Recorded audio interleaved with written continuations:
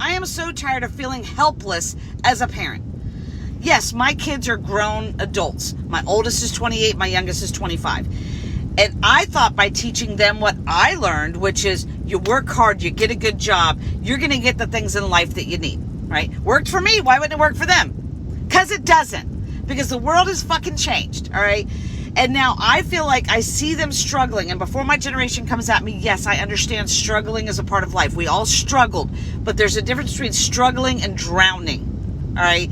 So we struggled and it was tough. But you know what? We made it. We knew there was a light at the end of the tunnel with our struggle. It seems like kids today, no matter how much they struggle, they just get further and further down the water into the drowning point, all right?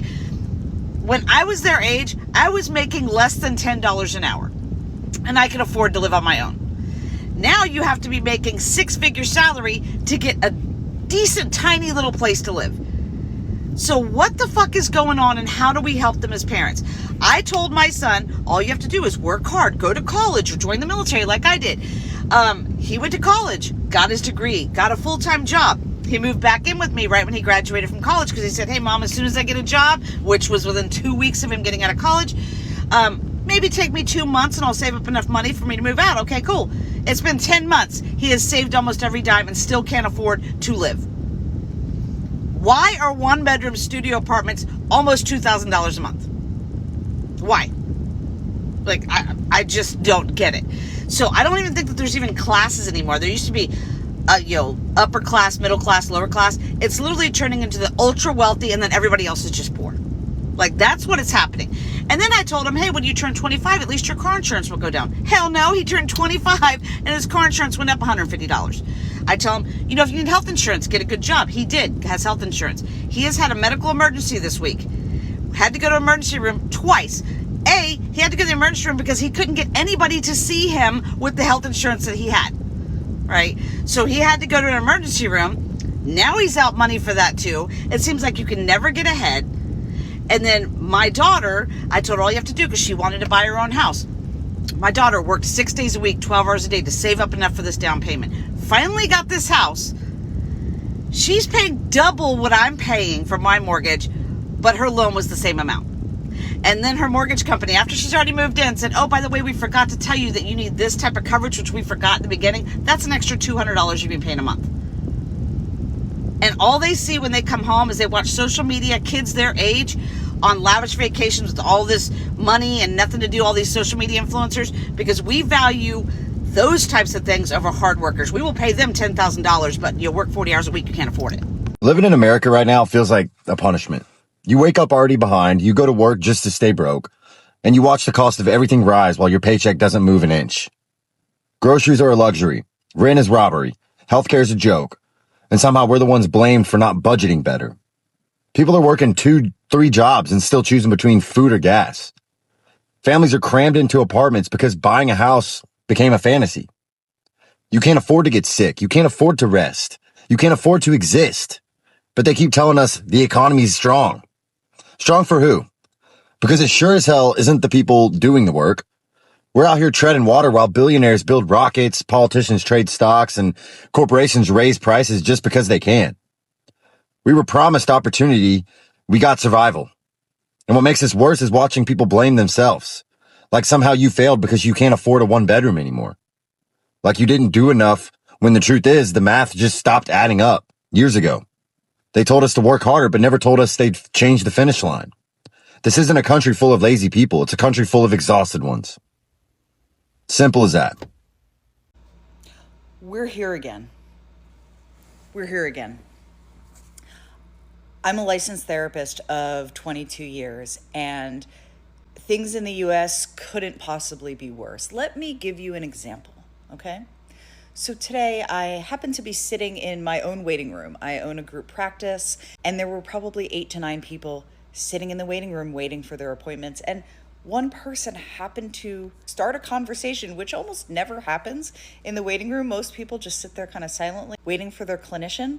But this person started off a conversation, and it sparked this whole thing about how depressed and anxious and broke everyone is. And that therapy, while great and helpful and wonderful, is barely scratching the surface. I could relate to everything that everybody was saying in my waiting room. Everything is bad. And I'm not exaggerating. This is not hyperbolic. Our healthcare, our taxes, our grocery prices, gas costs are unaffordable. We cannot afford to live in this country unless you're in the top percent. The average person in the US cannot afford to exist. I'm not totally sure how we dig out of this hole. All I know is that we sounded the alarm bells. We are here in spite of that. And it is awful. It's awful. You know, I am so frustrated. My mother is 78 years old. She worked her entire life. She paid into Social Security and Medicare for decades, never missing a payment, believing it would be there for her when she needed it most. Her Social Security check was about $1,400 a month. Not nearly enough to survive on, and now they're no longer paying her Medicare Part B. So after her Medicare Part B premium is deducted, she's left with around $1,200. Her rent alone is $800.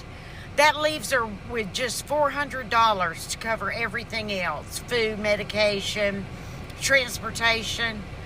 You know, she stands in the grocery store comparing prices down to the penny, putting items back because she cannot afford them. Some days she skips meals to make sure her groceries last longer.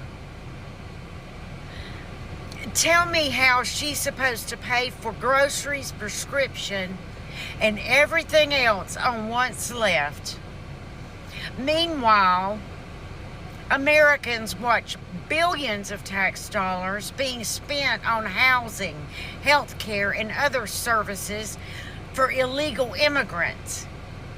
And you also have a massive amount of these illegals who've come here and stolen money from the taxpayers through fraud.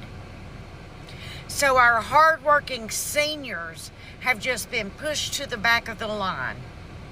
Our elderly shouldn't have to struggle after a lifetime of working and paying into the system.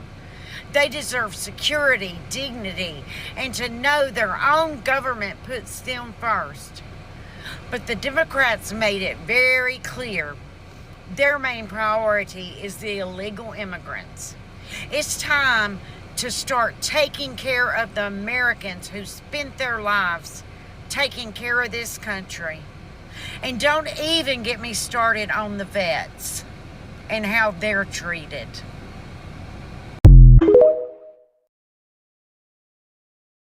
I think Americans are finally waking up to the reality that the rest of the world has it better than they do. Okay? I just watched a video of a lady from Australia saying the average worker there gets 4 weeks of paid leave every year. So it sent me down a rabbit hole, like looking to see what other countries do. Americans work really hard and they get very little time to themselves because the thing is, the American government, in my opinion, doesn't value people as much as it does birthright citizenship, the right to bear arms. They value freedom of speech, freedom of expression more than they value people. So the reason why you don't have national health care is because you're not entitled to the services of others for free. Yeah, I didn't just make that up. It's a real thing. You're not entitled to paid time off. That's up to you to arrange your own time off and essentially pay your wages. So you should save money. It's not up to the employer to do any of these things. The United States just has no laws around having time off. It is not up to the employer to make sure you have a good maternity leave, to make sure you have good paid time off. We're screwing over people who are hardworking, working 3 and 4 jobs sometimes just to pay the bills. And when I was in the States, I worked 3 jobs. Stressful. Tell me about it. But that's the reality of the United States. People just can't afford to live. The right to bear arms obviously is much more important than your right to paid sick leave, isn't it? Honestly, in my personal opinion, the government has their priorities backwards. Are you ready? All right. I'm sure that we have all experienced someone telling us when we talk about how bad it is here in America to go and see what the standard of living is in China. Well, we took your advice. And I can guarantee this was not the outcome they were expecting. Did you know in China that 95% of their population own their homes? Did you know in China that they have almost completely eradicated homelessness? It is 0.18% if you want to be exact. Did you know in China that there are no credit checks or credit scores? Did you know in China that law school is under $800 a year? Did you know that the people in China thought it was made up that the children here in the United States, well, the ones that can afford it, need to purchase a bulletproof book bag? Did you know that the people in China think that it's so wild that us Americans feel like we are truly free because we have the right to have opinions, but we don't have the right to make any choices? Do you know that TikTok is banned in China? And if you let our government explain it, it's because China's a communist country and they want to control what you see and what you say. So America is following the footsteps of a communist country? But it's not against our First Amendment rights taking it away. Got it. You see, they like to demonize socialism and communism because it does not benefit the elite. Our government is saying that it's constitutional what they're doing here with TikTok. Do you want to know what else is constitutional? The right to protest our government. The Declaration of Independence states that Americans have the right to replace their government. We have a right to change or abolish a government that is destructive to our rights. Biden gets on TV and warns us that an oligarchy is forming. My friends, we are already in an oligarchy. The rich and elite already control everything. These are all things that we already know, but things like, oh, I don't know, TikTok put it into a visual perspective. America has quite literally gaslit us when it comes to everything. We are aware, and they do not want that. Our American government thinks that we are all stupid. Pretty much everything is public access. You just need to go look for it. Have you seen how many politicians have bought stock in Meta since this TikTok ban has started? Fucking wild. Did you know that between Zuckerberg, Bezos, and Musk, just those three men, that their net worth is almost $1 trillion? But we have over 40,000 veterans homeless on the street. Collectively, there are almost 700,000 homeless people in the United States. And did you know that there are almost 16 million vacant homes in the United States? Did you also know that over 50% of Americans are just one missed paycheck away from being on the streets? Did you know that they don't pay property taxes in China? So if they own their home and just so happen to lose their job, that is still their home until the day they die. Do you remember when I said that the American government likes to gaslight us? Yeah, they have gaslit us to actually thinking that we own our shit, but the reality of it is we lease that shit. So in America, if your home is paid in full and you just so happen to lose your job and you can't pay your property taxes, guess what? They will take your home. The point of my video is this, and I'm going to quote my friend Thorin. Right now, none of us need to be Republican or Democrat. Right now, we all need to be Americans. Knowledge is power, my friends, and division is a tool of the empire. Understand the power that we, the people, hold. Hey, it's about to get real bad here for us in America. I have firsthand access to what's going on in our healthcare system because I live at the hospital with my identical twin daughters while they go through a 2-year chemo treatment plan on a clinical trial that used to be funded by the government but is no longer. I am a family that currently uses Medicaid and is about to watch what happens when that is finally cut, because it will happen. Our hospital, God, what do we even call her? She's at Kenya, shout out, love you, social worker, doing the Lord's work, helping us try to just take advantage of all the leftover scraps that there are. And she's told us all of those programs are running dry, and for everyone saying that it doesn't matter that the federal funding's cut because there's plenty of great private institutions that will help.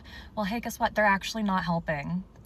I can also tell you what it's going to look like now that the Medicaid is cut and families who no longer are insured are having to rush their children to Seattle Children's ER because they can't afford to take their children to the pediatrician because they don't have health insurance. So while all of us are already suffering, you in your privilege might think that none of this is going to affect you, but even with your private insurance, in times of crisis, you're going to have to show up to the emergency department. And when they're flooded with families who used to rely on Medicaid and now have to use the ER as their common pediatrician, you are going to be experiencing healthcare professionals that are drowning in patients who they are not equipped financially to take care of, because what happens is when the insurance can no longer be billed, the hospital is billing, and these families don't have the money to pay the hospital. So now the hospital is just out money. And the hospital today at rounds, as I'm standing there in the hospital with my daughters going over the reports of their health with the doctors, they took a moment to say that they saw my People magazine interview and they thanked me, and they mentioned that they were talking about our family and what I've been doing in one of their classes as they were teaching their students, and said that, you know, this is the reality of what's going on, and please go look at this family to see. It's like, the doctors told me this morning, they say, Mallory, thank you. We try to tell our family and friends that the system is just crumbling before our eyes, and it's about to get really, really bad now that we've allowed the big, beautiful bill, say it by its name. The big, beautiful bill has stripped away Medicaid, defunded SNAP, cut children's cancer research dollars. I mean, I just found out this morning that patients in Canada that used to be able to be a part of US clinical cancer trials were just told they could no longer be a part of the trial because of the funding cuts that have happened. It's terrifying. I had to have the hard conversation with my daughter's doctors. This clinical trial that they're in, that they need to be in for the next 2 years in order to survive this, what happens now? I mean, we used to rely on the federal funding and it's gone. I'm walking the streets advertising for the Run of Hope, which will literally fund the clinical trial that Seattle Children's Hospital and the other incredible hospitals that can help us with this are coordinating on, but the funding is limited. It's not like people think I'm overreacting. The doctors are looking me dead in the eyes and saying, I see how hard this is and I wish you didn't have to do this, but thank you. It's actually gaining attention and awareness, and it's really important that people know the reality of what's happening to all of us, because our government is disassembling the safety nets we've all relied on, and it is going to be disastrous when the dust settles, and even the people who thought their privilege could protect them, they will be in for a surprise. When you ruin the foundation of a society, even the people up at the tippy top will feel the effects of the base crumbling. So if you want to know firsthand what's actually happening out here in our hospitals, with our doctors, with our children, give me a follow. I'm going to keep continuing to tell you what I'm seeing firsthand in the hospital, because it's heartbreaking. I have to walk the halls with parents that are walking in my shoes. And it reminds me that what I am going through is not remarkable. It's happening all over America, and it fucking sucks. I never voted for anyone political who would ever allow this to happen. I know that in the past years, even when we have had Democrats in office, shit wasn't perfect. That's besides the point, though. I don't need people bringing that up. I need the Republicans who will continue to allow these monsters who are in office voting for policy that's actively hurting all of us. I mean, I just watched a content creator who was sobbing because her husband just got laid off, and her high-paying content creator job, well, you know, it's been a couple years, and the internet is losing interest in the privileged lifestyle of ease and comfort when we know that children are starving and dying in Gaza. You know, when children in hospital rooms are dying because we're defunding the research that's needed to save their lives. I can't pay attention to these. I care even about the influencer who's crying, and my heart breaks for her because I have been the stay-at-home mom who relied on my husband for our financial stability, and my husband lost his job in 2021, and I had to figure it out. I worked six different jobs at one point, making ends meet so that we didn't have to send ourselves to the food bank. And honestly, we probably should have. I'm sure we would have qualified. We qualified for Medicaid back then, and it's how I was able to get that mental health help I needed as an incredibly postpartum anxiety stressed mother. I was able to take my son there when he got sick and use our Medicaid. My husband, who relied on unemployment and we found was literally nothing, it shocked me how already, this was back in 2021, the system was already not great, and now we're just making it even worse. I am aware that there is so much going on right now, but honestly, it's all connected. The woman crying about her husband losing his job, it's awful. It's an incredibly tight job market. There are so many people graduating with incredible qualified backgrounds and degrees, and they are struggling to get work right now. We're watching families get ripped apart by ICE, and the news refuses to report about it. You're not even seeing headlines, and it's crazy to me. My daughter's nurse came in and he was mentioning he's scared. I mean, just hours after he had gone to a grocery store that he frequents in his neighborhood, ICE had raided it, and he was so glad him and his son weren't there because he's a brown man. My father is brown. He's Brazilian. He works in Los Angeles on construction job sites, and I wonder all the time, like, has he been bothered and harassed by these terrorists? Honestly, like, it's crazy to me. I just can't imagine that this is the country and the American dream my father wanted when he immigrated here for a better life for his children. And honestly, I'm not having a better life. I have a lot of people in my comments telling me I should look into moving my family elsewhere, but truthfully, we're stuck here and I want to make it work.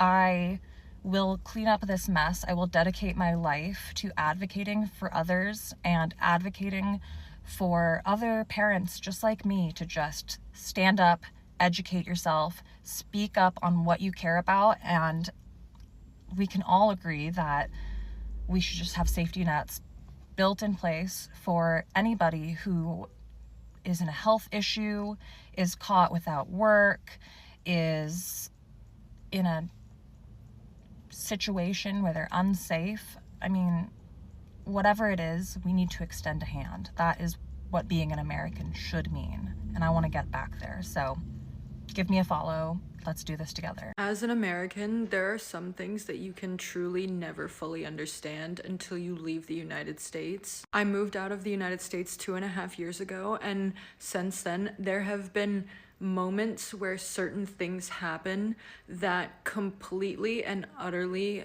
break everything that I've ever known. And today, one of those things happened. I'm currently living in Germany, and very recently I just got a part-time barista job. It's completely a part-time thing and just something for me to make some extra cash on the side. And I literally cannot even work more than 20 hours a week per my resident permit. And I haven't even started working yet, but there are some things about this job that have already broken me in a good way. As I'm in talks with the boss trying to get this job, I'm expecting like, okay, we'll do like an interview or something and they can see if they like me or not. And the boss emails me about like, they don't do like an interview, they do like a tryout day, and they're telling me like come in for the tryout day and see if you like it and if you fit in with the environment well. And when I went in for the tryout day and like all went really well and stuff, the boss asked me at the end, so like if you feel good about this job, like if you like it, if it suits you well and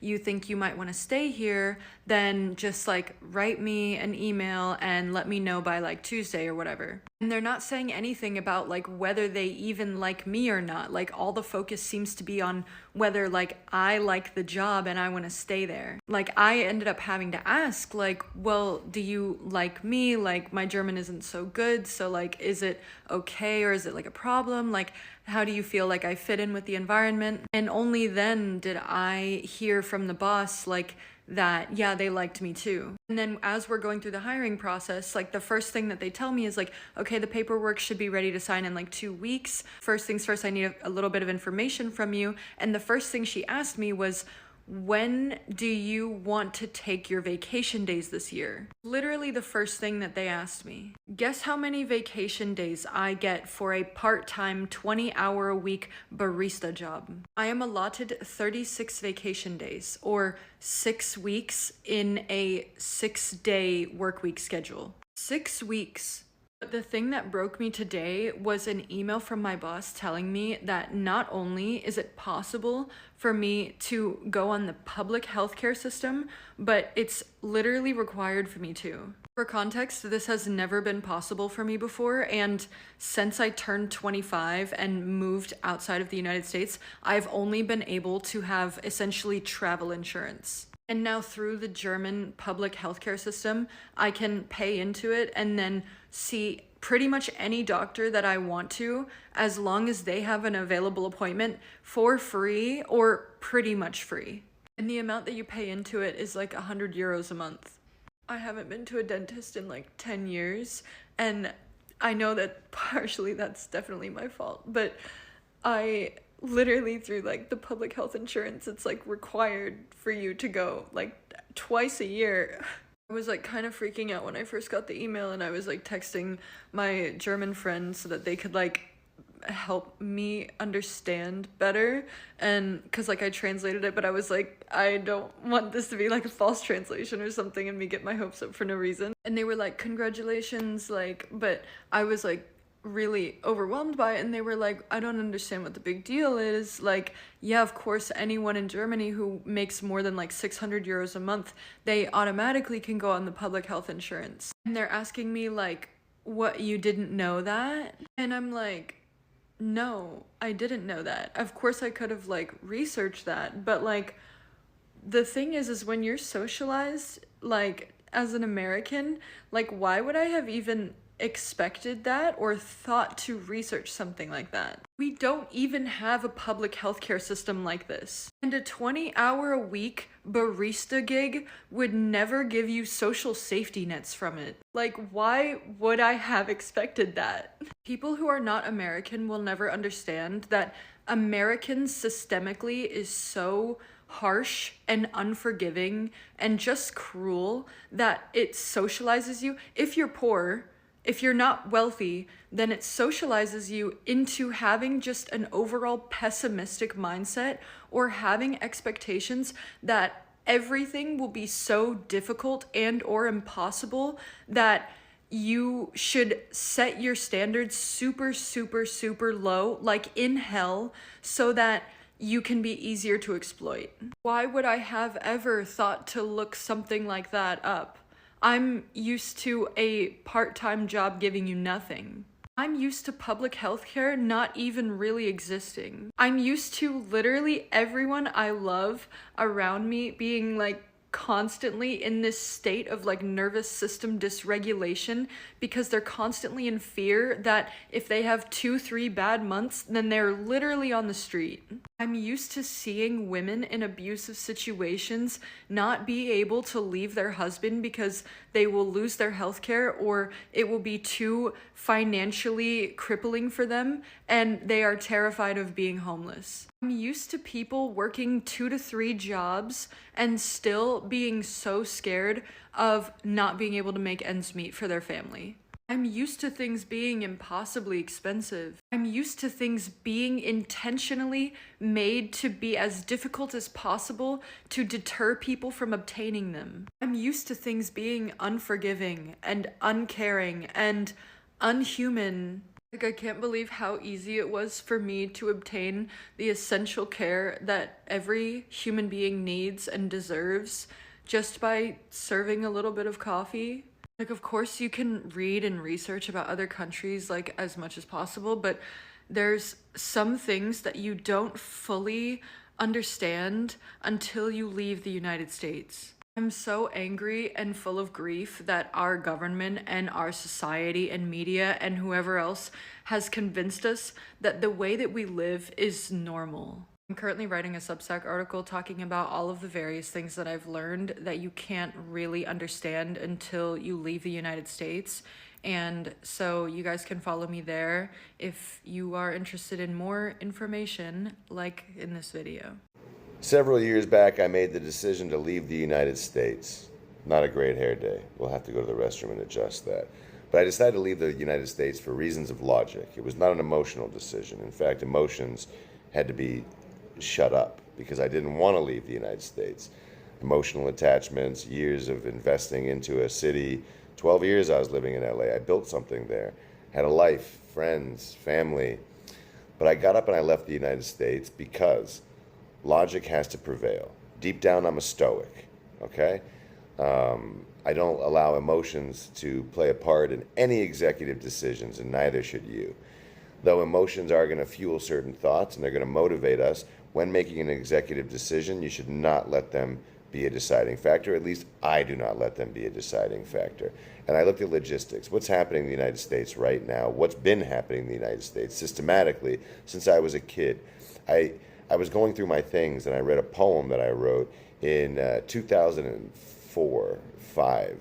And it was while I was still in university. And it was called America, Where Have You Gone? And it was all about all the things that have happened in the United States, the way we'd been deregulated. These were during the Bush years. Those were bad years. Now, they look like nothing compared to what we're seeing. But realistically, they were one of the nails in the coffin. America, where have you gone? And I talked about the America that my grandfather had come to in 1947 when he got off the boat. And he was a waiter, and he was able to work as a waiter and build a life for himself. Within a few years, he was able to go back to Cyprus, find my grandma, bring her back to America, married her. They built a life. A few years after they had been married and had a kid, he bought the diner that he worked at, the Pretty Lady Diner in the Bay Area. He worked. He bought a house in 1960, in 1961, somewhere there. After 1 year, he paid it off. Bought that house for $17,500. At the time, that was a lot of money, but it wasn't so much that he couldn't pay it off in 2 years. He was able to put his kid through school, my mom. He was able to buy stocks. He made great investments. He bought Apple when Apple was new. He bought IBM in the 70s. He invested his money smartly, and the man died with a good chunk of wealth, which my grandma was able to inherit. By the time I was coming around, there's no such path to home ownership. There's no such path to starting your own business with the same potential, the same ability to take risks. The American dream was alive and well when my grandpa came. He brought 3 of his brothers. He brought my grandma's brother. My whole chain of family in the Bay Area, my American roots come from the fact that my grandpa was able, with $40 in his pocket at the time, to go to the United States and build something. Now, in 2012, after a decade of being out of the United States, living in Europe and studying, I decided to do the same thing. I had a month's rent. I had a car that I had inherited, a 1993 Nissan Sentra that I inherited from my grandpa's brother, Michalis, and I had $340 cash in my pocket. It was a different kind of journey than my grandfather had. Was I able to build something? I was. I also had 2 master's degrees and in a profession that didn't matter. But, I had certain advantages, and yet still, that American dream was just always something that was being pitched to me, but not something that was realistically tangible. I realized something as I climbed in the ranks in different fields in the United States. I worked in one field for many years, then I switched over to business, and I realized something. The more I brushed shoulders with people at the top, the more I worked with people at the top, is that everyone at the top, almost everyone at the top, was born into the top. It wasn't like they were able to scratch and claw their way up. We hear these stories about they started with nothing. Very few people in the United States started with nothing. The percentage of people that become millionaires that don't come from wealth to begin with, it's a tiny percentage. It's a tiny, tiny percentage. Everyone that's wealthy almost comes from some form of wealth. The American dream, what does it take to buy a house now? People get 50-year mortgages, and they have to get a mortgage on their mortgage. They have to refinance and this and that to make investments. Most businesses go under in 6 months, and it's usually a capital thing. Um, the American dream is not there. It's a slave nation. You cannot just, sure, there's AI and there's tech and there's this, but you still need someone to invest in you. You need still someone, some form of a benefactor, you know? And we hear these stories. It's like Hollywood with like, oh, Clint Eastwood was climbing up a ladder when he got a job. Oh, Harrison Ford was this. That's 1 in a million, maybe 1 in a million. And even when you get there, how do you maintain it? What does a house cost now? I mean, I'm selling houses out here in Dubai. We're selling houses. You can get a villa, you know, for under $1 million in Dubai. A beautiful villa for $1 million or less. What do you get in LA, New York, Chicago, Miami for under $1 million? What does your food cost? What does your petrol cost? What do your cigarettes cost? It's untenable. Logic drove me out of the United States because I saw that people as a whole weren't standing up for themselves and weren't fighting for change. We feel rewarded from posts. We feel rewarded from certain protests. But where do they then lead? Has the change occurred? Are the Democrats good? Are the Republicans good? Is anyone doing what's best for America and for Americans? It doesn't seem that way to me. It's all corrupt. And when I moved to Dubai, the CEO of our company, who's a good friend of mine, we argued because Arabs love Americans. Arabs love America. They really do. And we argued because I said, I think it would be better if China was the ruling power of the world. They would govern the world as a business better than America. And he fought with me and we argued, no, you're wrong because the Chinese this. I mean, he had his points, but I'm like, bro, it's different. Americans don't mind blowing people up. Americans don't mind killing their own citizens en masse. They're poisoning. They're doing this. There's all these factors. The American government is horrid. And the American people don't stand up for themselves. China would be a better world body governor. Maybe like a week and a half ago, he called me into the office and he's like, and he never tells me this. He was like, Stavru, you were right. China would be better because we're watching what's happening with Iran. We're watching Donald Trump do whatever he wants. We're watching the corruption unfold. And yet still, what is America doing? Not a goddamn thing. Complaining, but what are we actually doing? Why are we not on the streets? The reason the Second Amendment exists is to overthrow tyranny, not to shoot your neighbors, not to protect your house from an invader. That's not why we had it. They didn't have those problems back then. It was in order for the citizens to have the power to overthrow a tyrannical government. And that's what we have. I mean, we've reached the point where I'm looking at Bill Zarian running for office in Florida, and I'm like, oh my God. He's a better option than what's in there. And he's a scammer. And a bit of an idiot. And he's the best option on the poll, in my opinion. H.L. Mencken was right. A downright moron adorns the White House. American millennials are dying at an absolutely alarming and completely unprecedented rate. An estimate suggests that 62% of deaths in people ages 25 to 44 in America are preventable. That's 2/3 of those people. 2/3. Between 2022 and 2023, the United States saw 1.5 million, quote, missing Americans, or people who wouldn't have died if we, Americans, were as healthy as other high-income countries. 1.5 million people. Life expectancy continues to decline and is currently 4.1 years less than the average of comparably rich countries. The U.S. spends considerably more on healthcare, $13,400, and we still have the lowest life expectancy among large, wealthy nations. But it is particularly impacting millennials. Chronic conditions are the dominant health threat in the United States, and 1/3 of Americans suffer from multiple chronic conditions. This is the highest rate among peer nations. From Reddit, I'm editing some of this comment. 40-year-old millennial here. I've lost 5 friends and colleagues, a few to cancer, and ultimately it's really, really expensive to stay alive. Another comment. My sister-in-law passed from stomach cancer 2 years ago. She was 37. She didn't get the help she needed because she couldn't afford to get to the doctor soon enough. My wife has all kinds of health problems, and I guess I'm supposed to feel fortunate because I have employer-provided health care, but I have to fight them every time for every inch of coverage. America is a joke, and we are all suckers for accepting this as normal. Someone else says, I feel like every time I open my Facebook, I see another loss of a peer.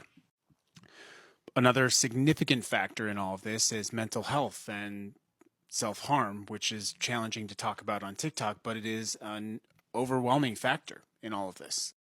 America's economic system is literally killing us. And it is hitting the millennials because they are the first generation that is actually less well off than their parents.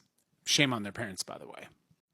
But it's not going to get any better. And these health effects, by the way, they do not escape with wealth. The people who have money just happen to possibly have better access to healthcare. But the overall trend follows regardless of your wealth. American millennials are dying at an alarming rate, and it's not slowing down. When are we going to get over the idea and understand that healthcare is a basic human right? You know, more Americans are starting to feel that something bigger is changing in this country. It is not just one issue. It is the combination of rising living costs, expensive housing, jobs uncertainty, and the feelings that everyday life has become harder than it was just a few years ago. That's why this conversation is growing. Many people say they are working just as hard as before, but they don't feel like they are moving forward.